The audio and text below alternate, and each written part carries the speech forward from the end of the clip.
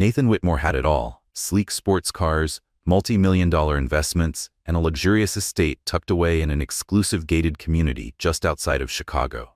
To the world, he was the pinnacle of success, an unstoppable investor whose every decision seemed to multiply his wealth.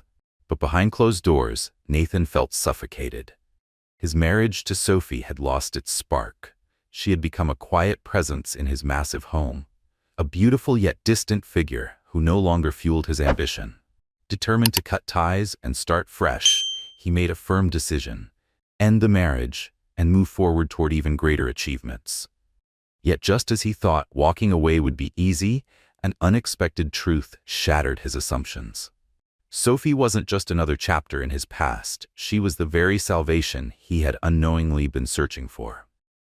Nathan had grown up in a working-class neighborhood in Fairview, Illinois. His father juggled 2 jobs, working as an auto mechanic by day and hauling freight at night, just to keep food on the table. His mother took on whatever work she could find, cleaning houses and babysitting for neighbors to help make ends meet. From an early age, Nathan understood how fragile financial security could be.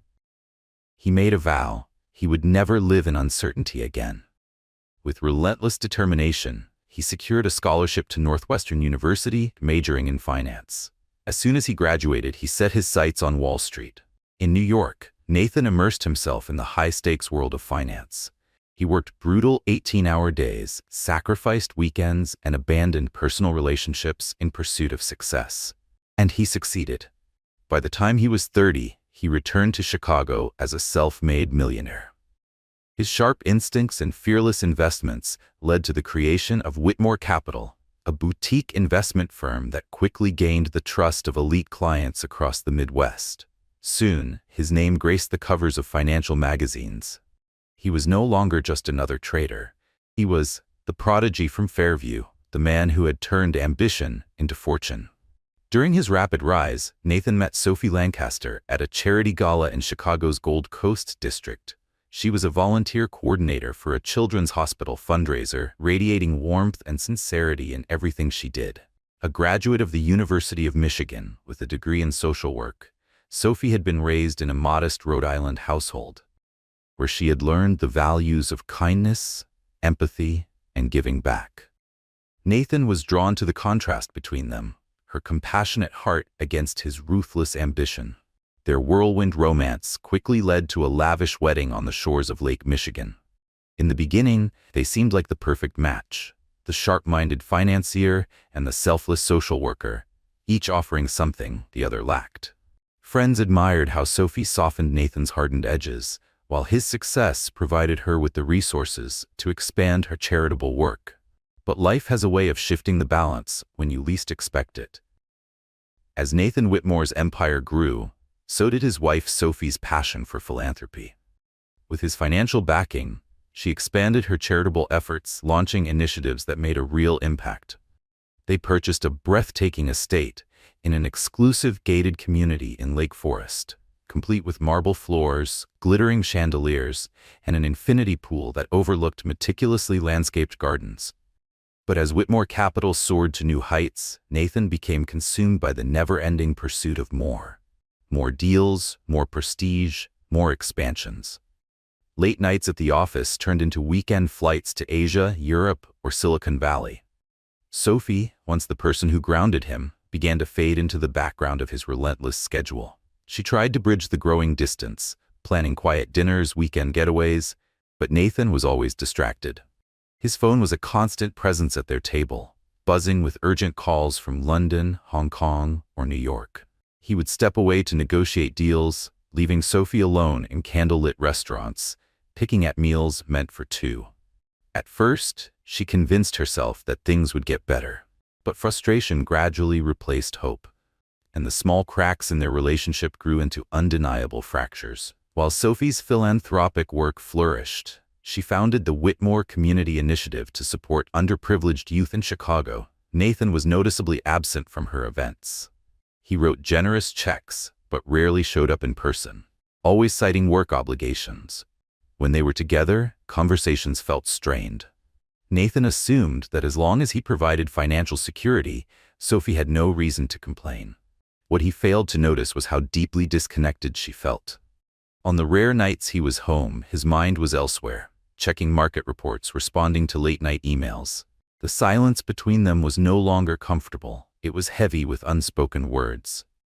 Sophie confided in her close friend, Charlotte Reed, whom she had met through charity work. Charlotte listened patiently, always encouraging Sophie to express her feelings to Nathan. But whenever she tried, he became defensive. "Why are we even having this conversation?" he would sigh, brushing off her concerns. "Everything is fine." But everything was not fine, and neither of them realized just how deep the rift had grown, until Nathan, blinded by his ambition, made a choice that would change their lives forever. It was a sweltering August afternoon when Nathan first uttered the word divorce. He had just returned from an exhausting 3-day negotiation in Tokyo, closing a multi-million-dollar hedge fund deal. Jet-lagged and irritable, he stepped onto their patio, where Sophie sat sipping iced tea, the sun casting a soft glow around her. Normally, seeing her would bring a sense of homecoming, but today all he felt was an inexplicable heaviness in his chest. Sophie looked up, her warm smile easing into place as she set down her glass. "You're back," she said gently. "How did it go?" Nathan shrugged, dropping into the chair beside her. "Fine, the deal's done, but it was draining." She reached for his hand, her touch light but sincere. "I'm proud of you. I know it's exhausting, but look how far you've come." Instead of responding, Nathan pulled his hand away, leaning back to stare out at their perfectly trimmed hedges and pristine lawn. The life they had built together looked flawless from the outside, but inside, something was breaking.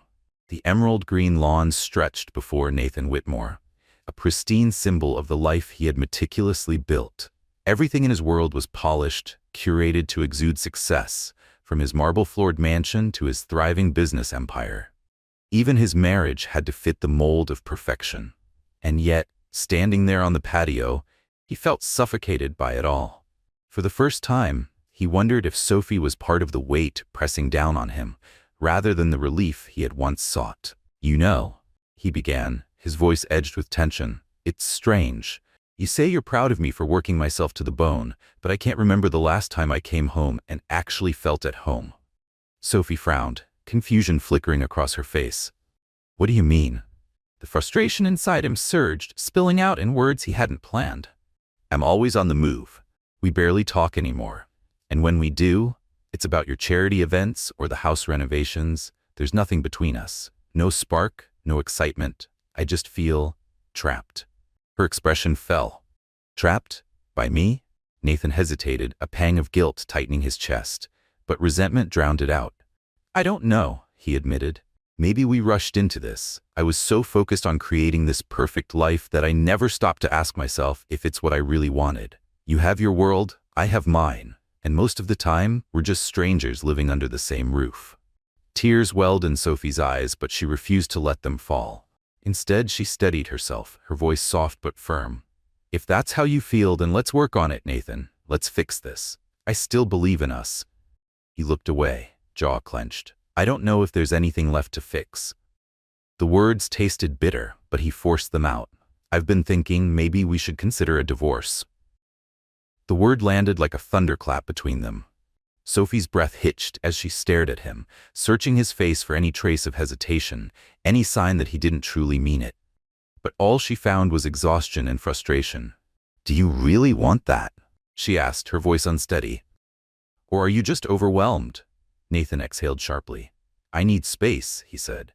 "Time to think, to figure out if we're actually right for each other or if we're just clinging to something that's already gone. I'm not saying this is final, but we need to be honest with ourselves." Sophie swallowed hard, the lump in her throat growing heavier. She had known he had been distant lately, but she had never imagined he would talk about ending their marriage so casually. "If you need space, take it," she whispered. "But don't throw away everything we've built on a whim."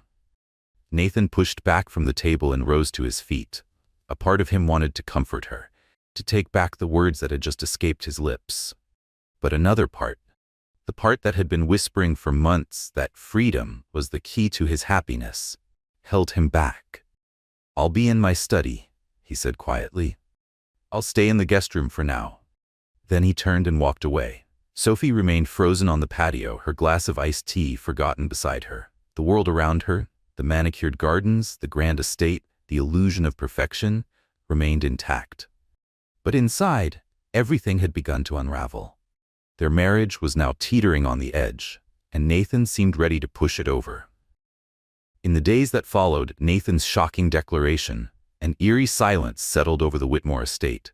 Even the housekeepers, gardeners, and occasional private chefs seemed to tread more carefully, as if sensing the tension that thickened the air. Sophie, determined to maintain composure, buried herself in her work. She finalized plans for the upcoming Whitmore Community Initiative Gala, visited hospital wards where her volunteers worked, and met with local businesses to secure sponsorships. To the outside world, she remained the poised and gracious philanthropist. But beneath the surface, she was barely holding herself together.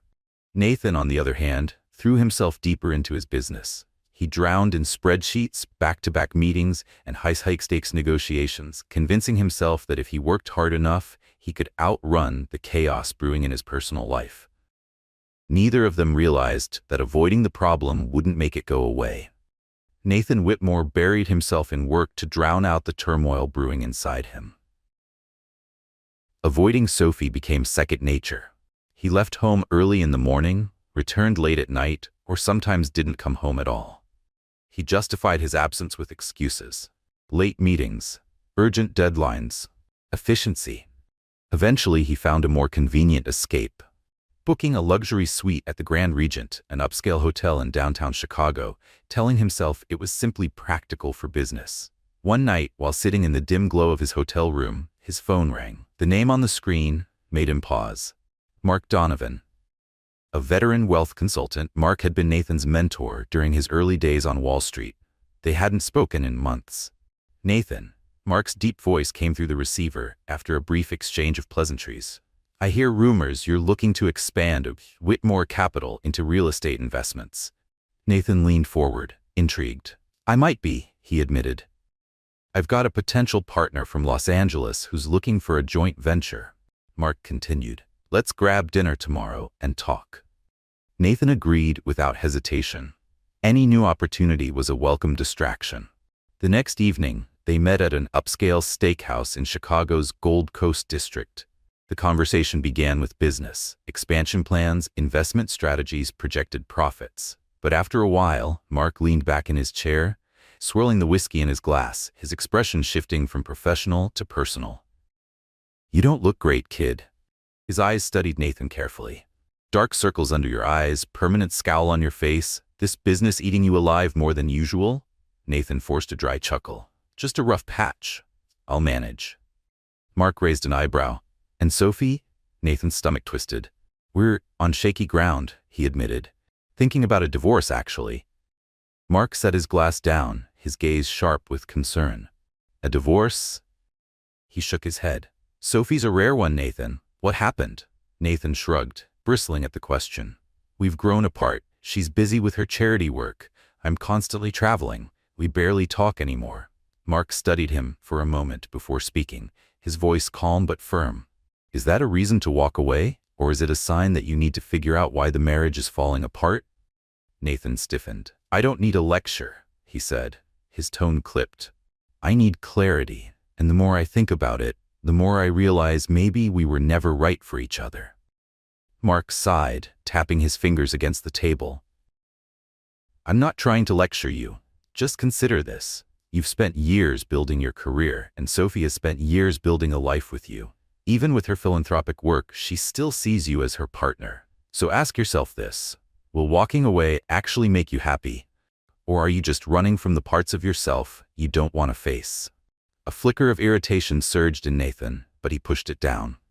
Thanks for the concern, he said, signaling for the check. But it's my decision. Let's focus on the real estate deal. Mark nodded, though his eyes reflected unspoken concern. The conversation returned to business, but the tension lingered. Later that night, Nathan sat alone in the dim glow of his hotel suite, unable to sleep. His mind felt restless, his thoughts tangled. He picked up his phone and absently scrolled through recent photos from Whitmore Capital's charity events. Sophie appeared in several of them, radiant and confident, shaking hands with business leaders, hugging children at the hospital. His thumb hovered over one particular image, Sophie, standing on stage at a fundraiser, speaking passionately about her community initiative. He remembered that day vividly. The way her eyes had shone with determination as she pitched the idea to him.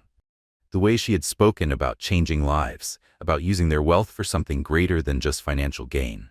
At the time, he had felt proud. Proud of her sincerity.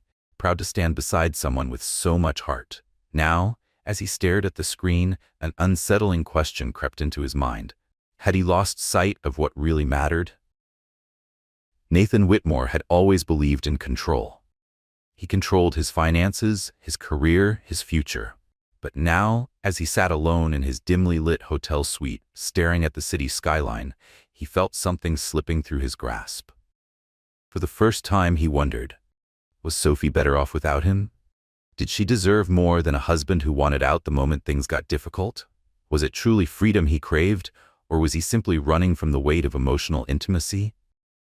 The questions unsettled him, but each time doubt crept in, he pushed it away with sheer stubbornness. He was Nathan Whitmore, a self-made millionaire, an unstoppable force in the world of finance. If a relationship no longer served him, wasn't it logical to end it? But logic rarely ruled the heart. And as the night stretched on, Nathan realized that his carefully constructed world was beginning to unravel. While Nathan wrestled with his own demons in his downtown office, Sophie was battling hers at home. She knew she couldn't force him to stay if he was determined to leave. But deep down, she sensed that something else was eating away at him, something bigger than just a failing marriage. She had seen it in his eyes, the hollow expression, the restless energy, the way he barely looked at her when he did come home.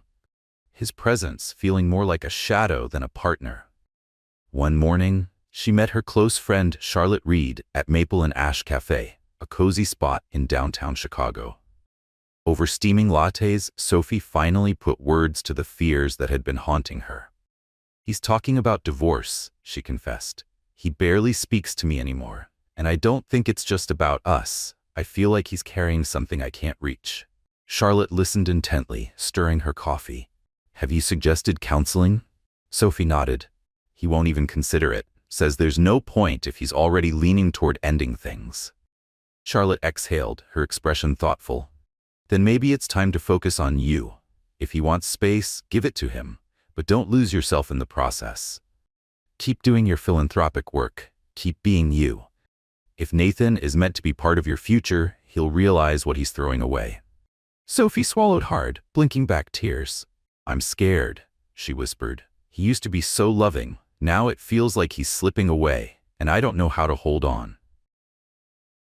As the weeks passed, Sophie buried herself in her work, throwing her energy into the Whitmore Community Initiative's most ambitious project yet, a charity gala at the Chicago Public Library, aimed at raising funds for a children's counseling center in a struggling neighborhood. She partnered with local businesses, secured top chefs to donate their culinary talents, and recruited artists to auction off their work. The event was shaping up to be the pinnacle of her philanthropic efforts, a night that would make a real difference. Meanwhile, Nathan had his own priorities. He was preparing for the launch of Whitmore Capital's new real estate division, securing investors, and attending high-profile forums. He posed for financial magazine covers, hosted lavish dinner parties for potential backers, and convinced himself that building an empire, was all that truly mattered. He ignored Sophie's calls, deflecting anything that reminded him of the life he was leaving behind. His focus was singular, creating a brand so powerful that no personal scandal, not even a divorce, could overshadow it. Then, one afternoon, a package arrived at the Whitmore estate, addressed to Sophie. She opened it to find a preliminary divorce agreement, straight from Nathan's legal team.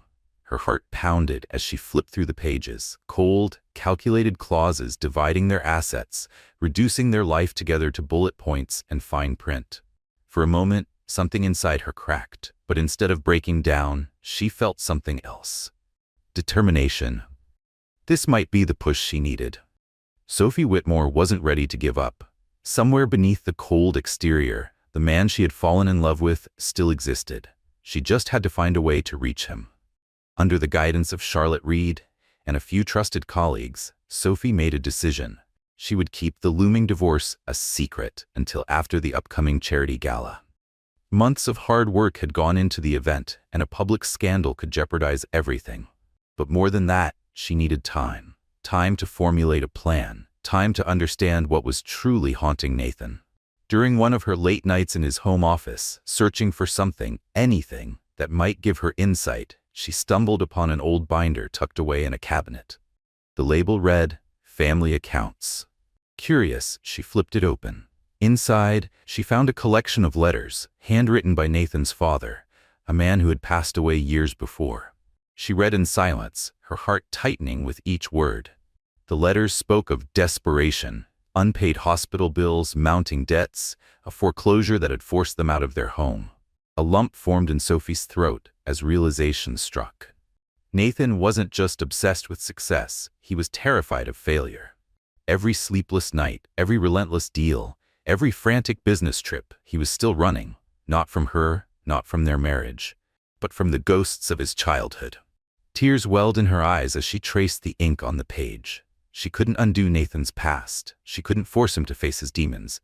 But maybe, just maybe, she could help him see that he didn't have to fight them alone. With the gala fast approaching, Sophie made a silent vow. This would be her last stand, no matter the cost. The Whitmore Community Initiative Gala was the pinnacle of Sophie's philanthropic efforts, a night designed to raise funds for a children's counseling center in one of Chicago's most underserved neighborhoods. The Chicago Public Library's Grand Hall shimmered under crystal chandeliers. Fresh floral arrangements adorned the towering columns, while elegantly dressed guests mingled over trays of champagne and gourmet hors d'oeuvres. The city's most influential figures, donors, officials, business elites, had gathered to celebrate Sophie's work. A string quartet played softly in the background, adding to the air of refinement. And yet, beneath her poised exterior, Sophie was a bundle of nerves. She stole a glance at the massive clock above the entrance. Nathan was already an hour late. Her heart clenched. Part of her prayed he would walk through the doors, that he would show up, not just for the sake of appearances, but for her. Another part feared his arrival would only confirm what she already knew, that they were nothing more than a fractured couple putting on a show for the world. Then, nearly 2 hours into the event, he arrived. Nathan strode into the room, exuding effortless charm in a sharp black tuxedo. His presence commanded immediate attention. Photographers swarmed him, flashes illuminating the tension hidden beneath his composed expression. Sophie inhaled sharply and stepped away from her conversation with a city official, making her way toward him. "Thank you for coming," she said quietly, her voice steadier than she felt. Nathan gave a brief nod. Of course, didn't want to embarrass the initiative. Her chest tightened at the formality in his tone. "I really appreciate it," she murmured. Before either of them could say more, a familiar voice interrupted. "Amanda, fantastic job organizing this event." Sophie turned to see Michael Redwood, the silver-haired CEO of Redwood Enterprises and one of the evening's most significant donors. He shook Sophie's hand enthusiastically before turning to Nathan. "And Whitmore Capital, always a name we respect. Glad to see you here." Nathan offered a practiced smile. "Pleasure to be here, Michael." Sophie swallowed hard as she watched him slip effortlessly into his public persona. He was polished, controlled, untouchable. But did he even realize what he was about to lose? As Sophie excused herself to handle a minor issue with the event staff, Nathan Whitmore found himself standing alone, swirling his champagne, his gaze drifting over the crowd. Everywhere he looked, he saw admiration for her. Sophie was in her element, effortlessly charming donors, passionately discussing the foundation's goals. She radiated warmth, grace, and unwavering purpose. A sharp pang of something, regret, stabbed at him, but he pushed it down, unwilling to examine it too closely. An hour later, the lights dimmed, and Sophie stepped onto the stage. A hush fell over the audience as she began her keynote speech. She spoke about the vision behind the Children's Counseling Center, about families struggling to access mental health care. Her voice trembled as she shared real stories. Children who had been saved, Parents who had found hope when they thought all was lost. From the sidelines, Nathan watched. A strange mix of pride and envy stirred in him. Her ability to connect with people, to care so deeply, it was mesmerizing, and yet it felt so foreign to him.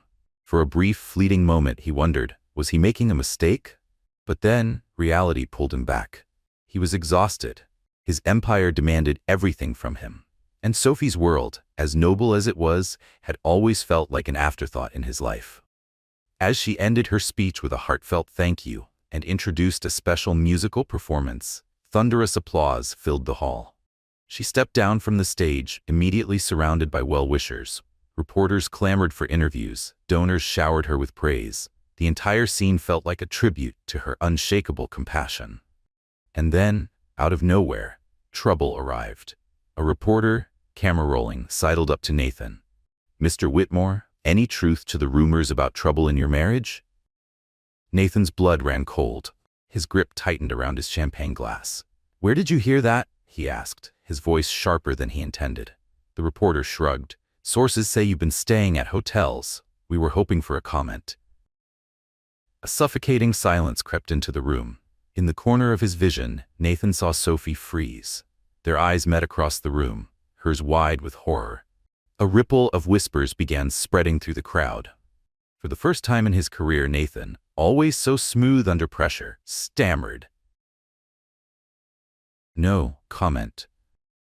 Sophie, face flushed, rushed forward and gently placed herself between him and the reporter. "This evening is about the Children's Counseling Center," she said firmly, her voice steady despite the humiliation burning beneath her skin. "We're not discussing personal matters here." But the damage had already been done. The whispers grew louder. Donors exchanged wary glances. Cameras flashed wildly, capturing every second of the tension hanging in the air. And in that instant, Nathan realized their problems were no longer just between them. Their unraveling had become public. Feeling trapped, exposed, and utterly cornered, Nathan downed the rest of his champagne in one gulp. Then, without another word, he turned and slipped out of the library.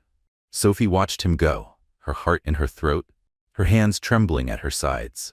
Tears burned behind her eyes, but she refused to let them fall.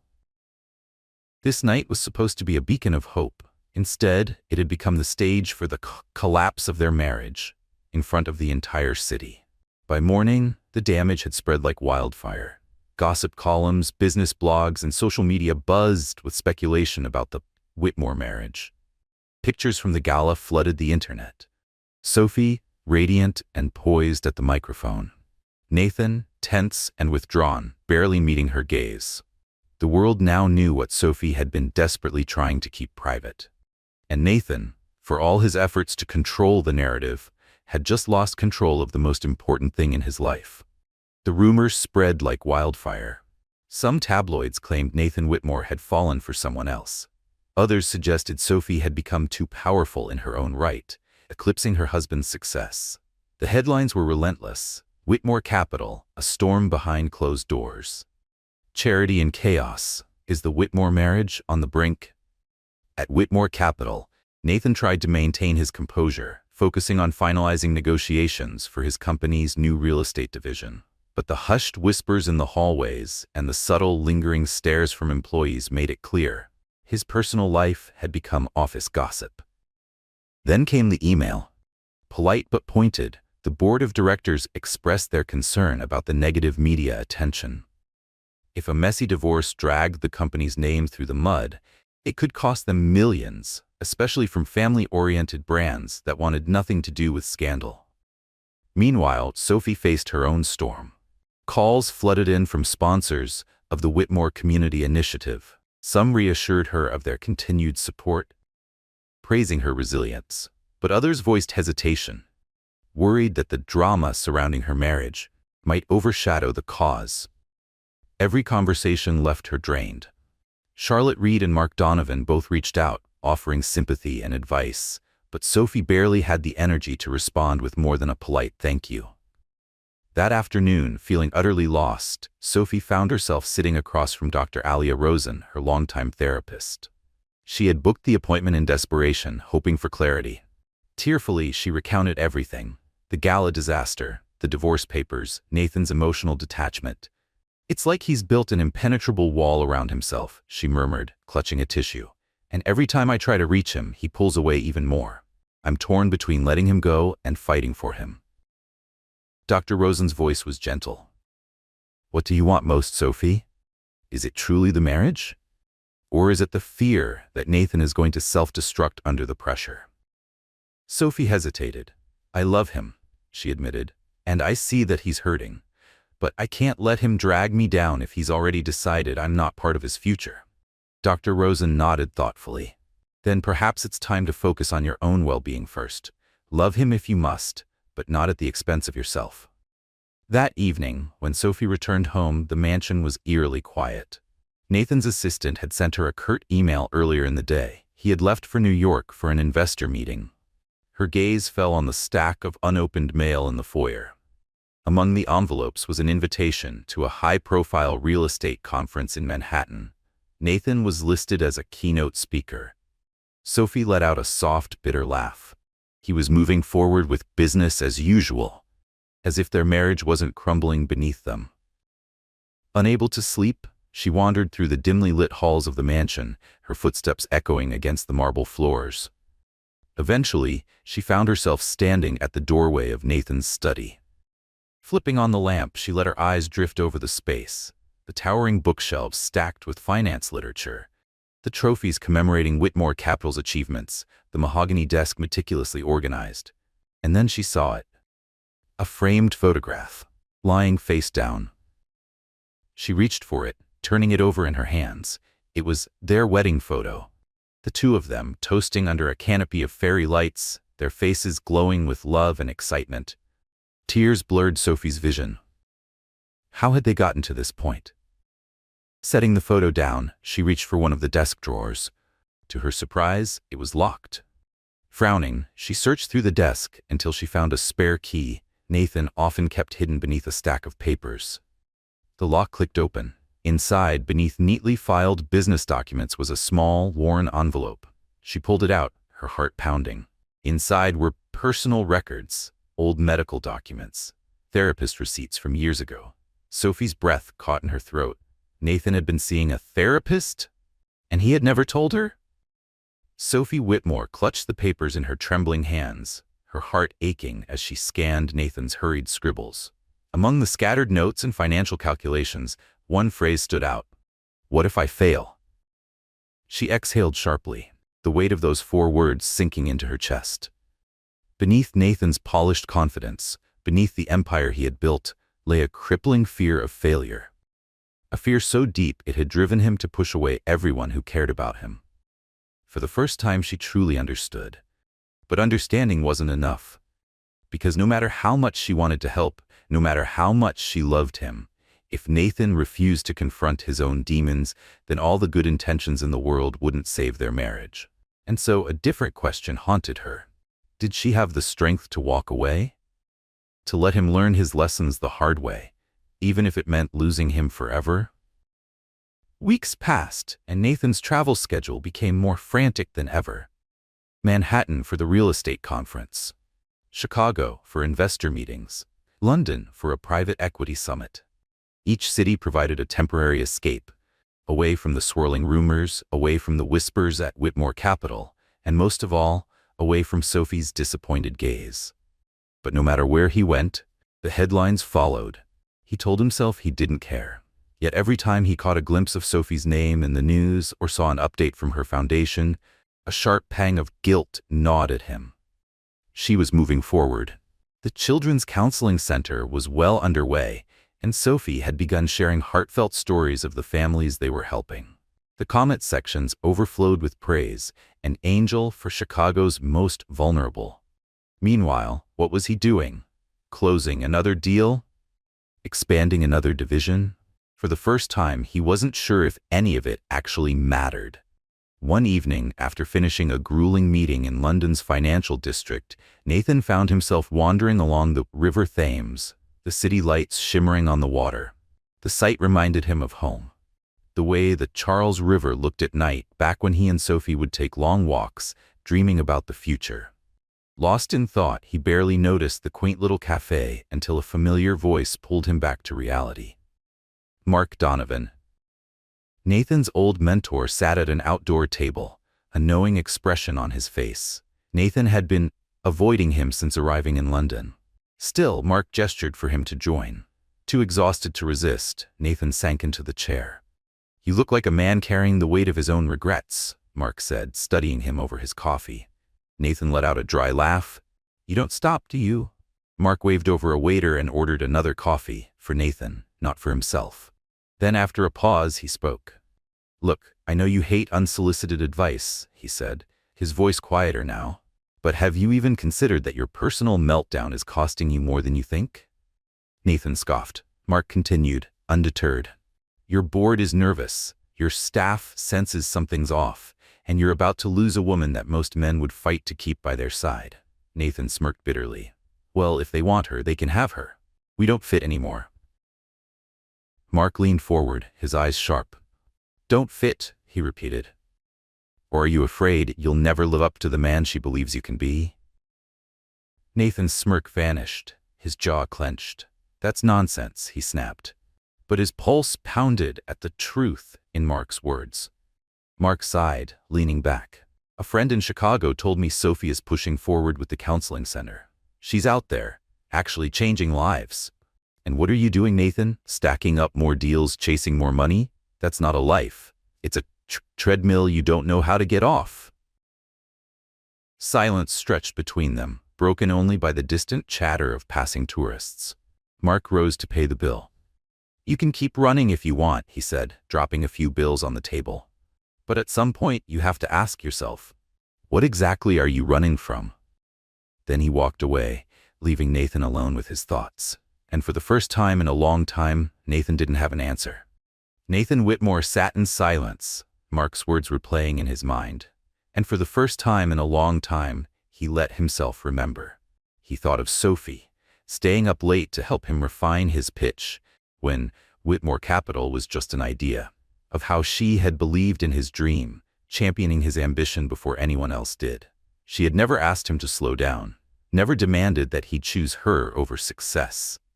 All she had ever wanted was to be part of his journey. And somewhere along the way, he had decided that was too much to ask. That night, alone in his London hotel room, Nathan found himself scrolling through old photos on his phone, snapshots of their early years together. Then, he stumbled upon a short video. It was from an anniversary trip to Cape Cod. Sophie was laughing, struggling to hold onto her sun hat as the wind threatened to snatch it away.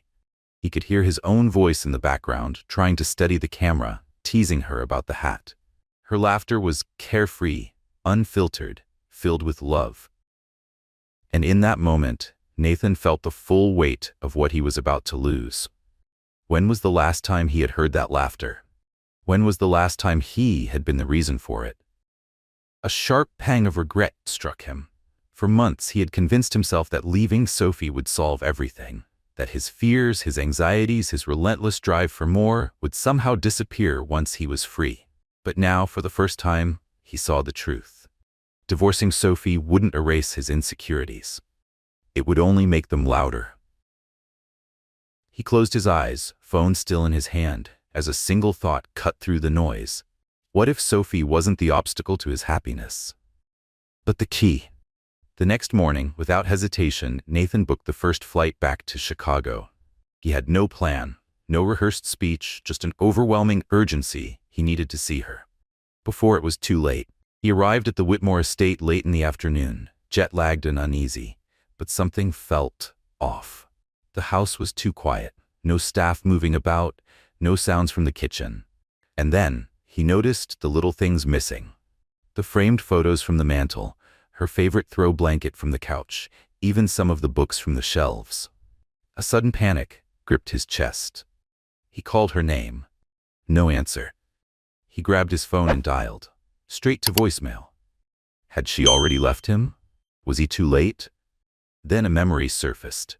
She had been spending more and more time at the new children's counseling center in South Chicago. Without bothering to change out of his rumpled suit, Nathan grabbed his car keys and sped into the city.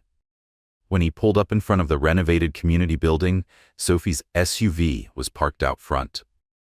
Nathan exhaled, realizing just how hard his heart had been pounding. He stepped inside, cautiously following the sound of laughter and conversation. And then there she was, in the middle of a half-finished reception area, holding color swatches, surrounded by a group of volunteers. Her hair was pulled up into a messy bun, a few strands falling loose, paint smudged her jeans, and still, she was radiant. She wasn't just existing, she was thriving.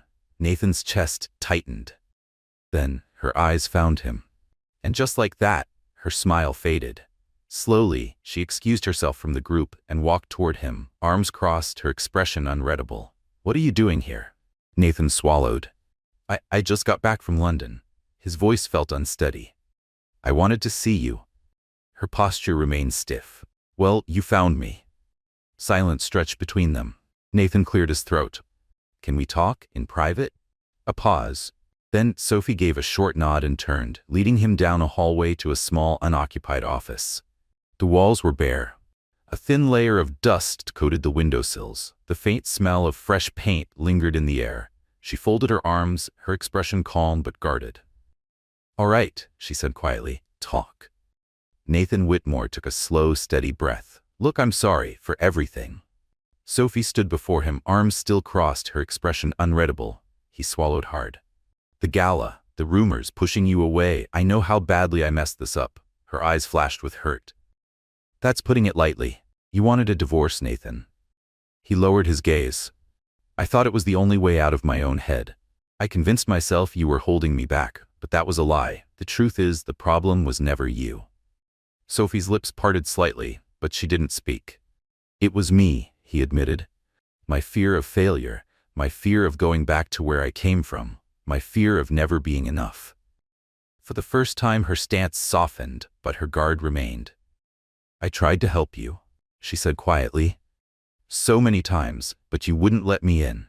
Nathan nodded, shame settling deep in his chest. "I know, and I don't deserve your forgiveness, but I'm here, and I want to try to fix this."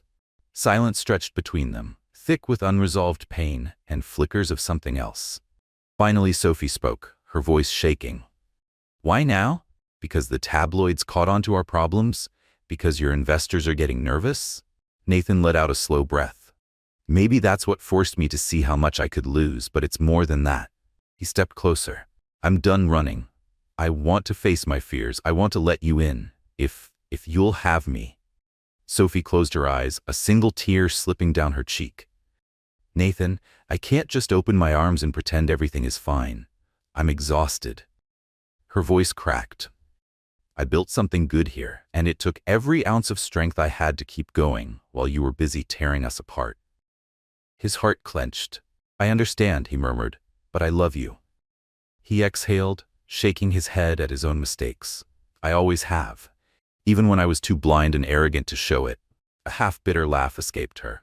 "Love isn't just words, Nathan. It's action." She met his gaze, her expression unwavering. "If you want me to believe in us again, you need to prove it. That means counseling, honesty, actually being here, not disappearing to some hotel or jetting off to another country whenever things get hard." Nathan nodded without hesitation. "Anything. I'll do whatever it takes. Just, please, let's try." They stood there in the quiet, dusty office of the nearly finished counseling center, the very project Sophie had poured her soul into. The same project Nathan had ignored.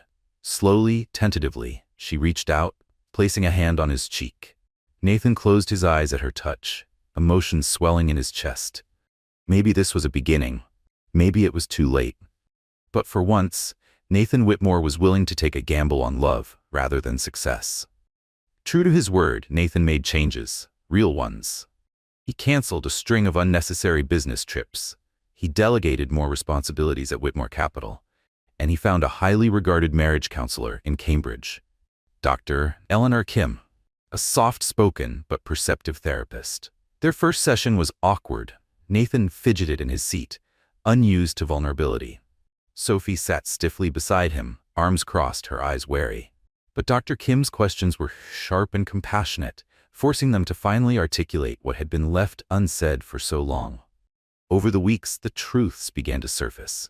Nathan admitted to a crippling fear of failure, a fear that had consumed him since childhood, one that drove him to chase every deal, even at the expense of his relationships.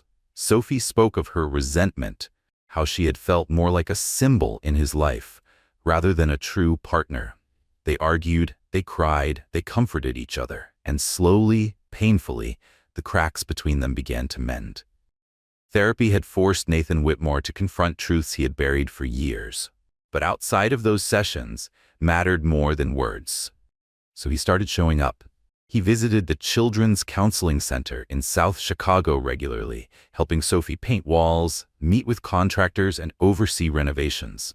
For the first time, he truly watched her work. She wasn't just building a center. She was building hope. He saw the way children's eyes lit up when they saw the progress, how they clung to Sophie as if she were a hero. He listened as she explained the center's long-term vision, educational programs, mental health support, job training for struggling parents. And something inside him stirred, not out of obligation, not out of guilt, but out of genuine admiration. At Whitmore Capital, his employees began to notice the shift. He asked about their families, their goals, things he had never prioritized before. Then, in a move that shocked his board of directors, Nathan launched an internal philanthropy initiative, matching employees' charitable donations. Some called it a PR stunt, but Nathan knew better. For the first time, he wasn't just chasing profit, he was trying to build something meaningful. And as the press took notice, the headlines changed. Nathan Whitmore, a change of heart? From scandal to redemption.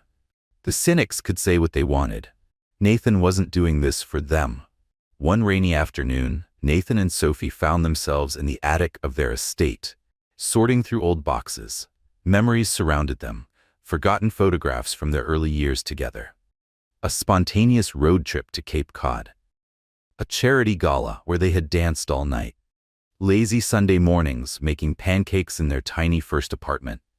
Each memory was a reminder, not just of who they had been, but of what they had lost. They laughed at their terrible hairstyles. Sophie teased Nathan about his cocky younger self. And for the first time in years, nostalgia didn't hurt, it felt warm. Then, in a dusty corner of the attic, Nathan noticed something he had long forgotten. A guitar case. "I can't believe I still have this," he murmured, opening it to reveal a worn acoustic guitar he hadn't touched in years. Sophie's eyes lit up. "You used to play for me all the time," she said softly. "You even wrote that ridiculous song about us living by the sea someday." Nathan chuckled, strumming a few rusty chords. His fingers stumbled over the strings, but the sound filled the attic with a quiet, nostalgic warmth. Sophie placed a hand on his shoulder. "Maybe we can still find that dream." Her voice was barely above a whisper. Their reconciliation wasn't a fairy tale. They still had differences. Some nights, old wounds reopened and harsh words slipped out.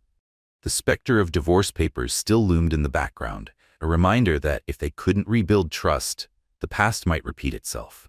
But they were making a conscious choice, every single day, to step into each other's worlds again, to share vulnerabilities, to create small moments of intimacy. And as the days passed, Nathan finally understood. Real success wasn't about dominating the market or accumulating wealth. It was about having someone who believed in you. And Sophie, cautiously but genuinely, began to trust him again, not because of his words, but because of his actions. Together, they weren't fixing their marriage. They were building something new. And just as they were learning to move forward, step by step, the counseling center neared completion, a physical symbol of growth, healing, and second chances. For the community, for the children, and for them. The final coat of paint had dried. The donated furniture had arrived, carefully placed in the counseling center's bright, welcoming rooms. The small library was now stocked with books on mental health, parenting, and personal growth, a space designed to offer knowledge, comfort, and hope. As the opening day approached, Sophie Whitmore and her team of volunteers organized a soft launch event, inviting community members to tour the space and learn about the programs soon to begin. Nathan stood near the entrance, watching as she addressed a room filled with families, city officials, and even some of Whitmore Capital's biggest clients. Investors who had contributed to the center's funding and now wanted to see where their donations had gone. Her voice carried with confident warmth, the same quality that had first drawn him to her. And yet, standing there, truly listening, he realized something painfully obvious. He had spent years admiring Sophie's strength, but had never fully appreciated it. As he glanced around the space, the carefully chosen decor, the thoughtful details designed to make people feel safe, he felt something shift inside him. This was more than a philanthropic project. This was her heart, made tangible. A reflection of everything she stood for: empathy, empowerment, and unwavering hope. And for the first time, Nathan truly saw it. A silent promise. After the event, the couple mingled with guests. Charlotte Reed, Sophie's ever-loyal friend, greeted them both with a warm hug. "This place is incredible," she said, beaming. "And I can see how much stronger the two of you are now." Sophie smiled, her eyes meeting Nathan's. Without thinking, he reached for her hand, giving it a gentle squeeze. A silent thank you passed between them. They had come so far from the brink of divorce. Though the legal papers still existed, tucked away in a drawer somewhere, neither of them felt the need to finalize them anymore. A moment of truth. As the event wound down and guests began to leave, Sophie led Nathan into a small therapy room tucked away in the center. The walls were painted a soft shade of blue, designed to bring calm. A cozy bookshelf stood in one corner. 2 plush chairs faced each other, separated by a simple wooden table. She let out a slow breath. "This is my favorite spot in the whole center," she confessed. "It's where parents and children can come and just talk." Nathan nodded. "It's peaceful." She hesitated, then turned to face him fully. "Nathan, I just want to say thank you. Not just for donating, but for actually being here." Her voice caught slightly. It reminds me of why I fell in love with you. Your vision, your passion. When you truly care about something, you give it everything." Emotion surged in Nathan's chest as he reached for her hands. His own trembled slightly. "I almost lost you," he murmured, "because I was too afraid to see beyond my own fears." He swallowed, his voice rough with emotion. "If anyone saved someone here, Sophie, it was you. You saved me from myself." For a moment, they stood in quiet understanding, hearts pounding in sync. Then, a gentle knock on the door. Nathan sighed, stepping back as Mark Donovan peeked in, smiling broadly. "Hate to interrupt," Mark said with a smirk, "but the mayor wants a quick word with both of you." Sophie laughed softly. "Of course, let's go." As she turned to leave, Nathan lingered for just a second longer. Then, before stepping out of the room, he glanced at her and asked, "You ready for this next chapter?" Sophie met his gaze, her eyes shining. "Absolutely." A final choice. A few days later, they sat side by side in their lawyer's office. The preliminary divorce agreement lay untouched on the table between them. Elizabeth Ang, their attorney, folded her hands and looked at them carefully. "So, what do you want to do about these documents?" Nathan turned to Sophie. She met his eyes, no hesitation this time. And in silent agreement, he reached forward, sliding the papers back toward Elizabeth. "We'd like to withdraw the petition," he said. "We're committed to working on our marriage." Sophie placed her hand over his, her voice steady. "We've started therapy, and for the first time in a long time, we're really listening to each other. We believe there's a future for us, together." Elizabeth smiled warmly. "I'm happy to hear that. I'll handle the paperwork." As they stepped out of the office and into the afternoon light, Nathan felt something he hadn't in a long time. Relief. And this time, he wasn't running from it. He was embracing it. Nathan Whitmore looked at Sophie, the woman who had stood by him through everything. She had always been kind, relentless in her compassion, and unwavering in her belief that people could grow beyond their limitations. For so long he had been searching for something, chasing success, running from his fears, convinced that freedom would bring him happiness. But the truth had been right in front of him all along. Sophie wasn't just his wife, she was his partner, his equal, his home. Hand in hand, they stepped into the crisp Chicago afternoon, the sun warming their faces. Ahead of them lay the unknown, challenges in business, in life, and in their ever-evolving love story. But now, for the first time, Nathan wasn't afraid of what lay ahead, because this time, they would face it together. Their love had been tested by fire, and it had emerged stronger than ever. Life often tests us in ways we don't expect. Nathan Whitmore learned this lesson when he almost lost everything he had once taken for granted. In his relentless pursuit of success, he had nearly pushed away the one person who had always believed in him, his wife, Sophie. But when fate forced him to confront his own fears and failures, he realized something profound. The very woman he had wanted to walk away from was his greatest ally all along. Through counseling, compassion, and a renewed sense of purpose, Nathan and Sophie didn't just save their marriage. They rebuilt it on a foundation of trust, growth, and a shared commitment to something greater than themselves. Their story reminds us that real love isn't just about perfect moments. It's about persevering through the darkness and having the courage to fight for the light on the other side. If Nathan and Sophie's journey moved you, please like, share, and subscribe to our channel. Stay tuned for more stories that celebrate the power of resilience, hope, and love.